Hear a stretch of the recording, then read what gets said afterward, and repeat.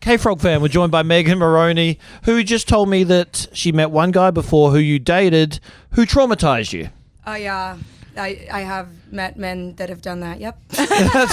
We've heard about him. Especially Guy. Albums, yeah. So hopefully I'll just do my best to give you a better Guy perspective today. But it's worked out for you because in writing about those, the silver linings is we get some amazing songs.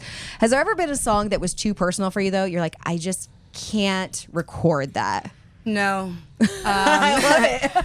I mean, my producer actually said something to me. We were deciding on what songs are going to be on my next album. And I was like, I don't know about that one. And he was like, are you making a decision based off fear? Because if you're doing that, I don't like that. And I was like, oh, okay, period. Put it on the album. So he was correct? Yeah. I mean, it was one of those things where I was always going to put it, but I was just hesitant because I'm like, oh, gosh, I don't know. But yeah, I think that by me being vulnerable and being someone that little girls can look up to, hopefully, that they can see that they can be vulnerable too. And whatever I'm going through that I don't want to say, maybe it would help them. So. Well, and I think the second part of that is, okay, writing it is one thing, then you actually put it on the album. But when you get up and perform a song that has those deep-rooted feelings, do you ever okay, put that aside, let's get the job done? Yeah, I think it's situational. Most of the time, by the time I record it, release it, and then perform it, I'm well over the situation. Because I am very dramatic and then I get over it. But there are times where something will happen. I mean, Girl in the Mirror is a hard song to play when I see girls crying and holding each other. That's hard for me to sing, and I literally sometimes get choked up and I'll have to be like, guys, you're making me cry. You gotta stop. I gotta finish the song. But usually it's not from personal things. It's usually I've moved past that. But seeing how it helps other people makes me emotional. Well, and it's cool to see what you've done because you're here at Stagecoach. You're on tour with Kenny Chesney. What has been the moment for you where you're like, what is life? What is happening? I think, being on tour with Kenny Chesney is one of them. I just played in Charlotte with him last night. And I told him, I was like, one day when you get time, you're going to have to come watch the whole set, because he would laugh at how many times I say, thank you, Kenny Chesney, for this opportunity.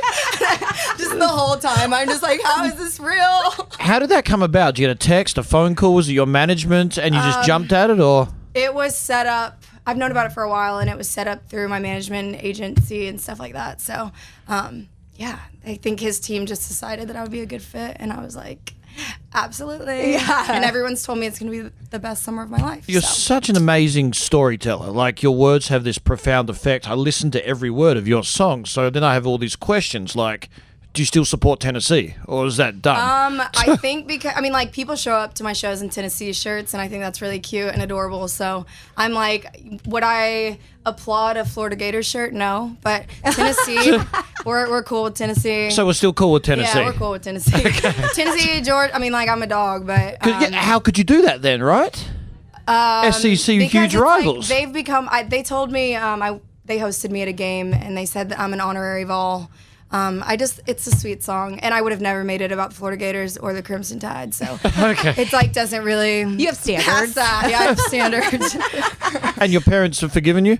Yeah. Yep. Okay.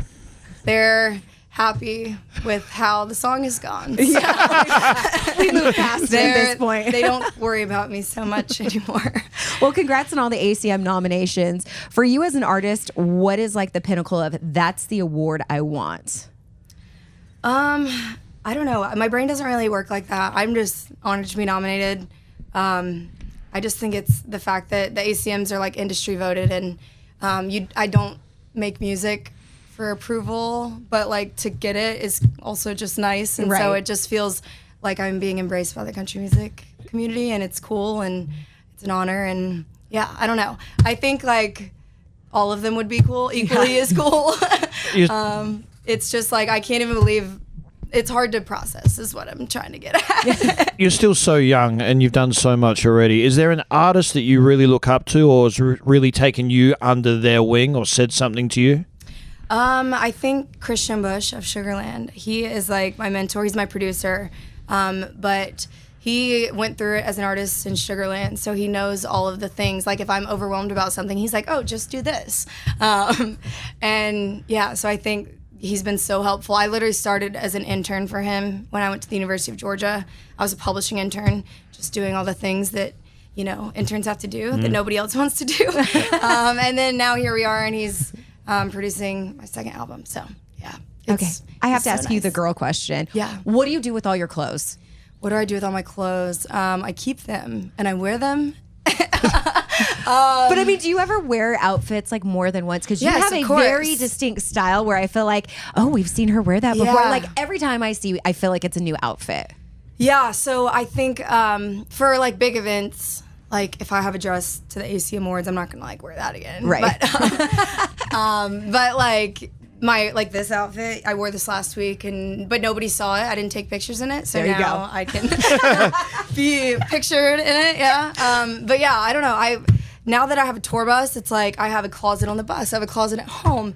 I have a closet at my manager's office. Like, we have a lot of closets everywhere. I love it. Yeah, I'm in the process of trying to figure out something where I can I don't know, like auction those clothes off and then just give it away give it to charity and stuff. So I'm working on that. But very cool. Yeah, I obviously don't want to just have a house full of clothes I'm never going to wear again. But Why not? It sounds like a dream. yeah.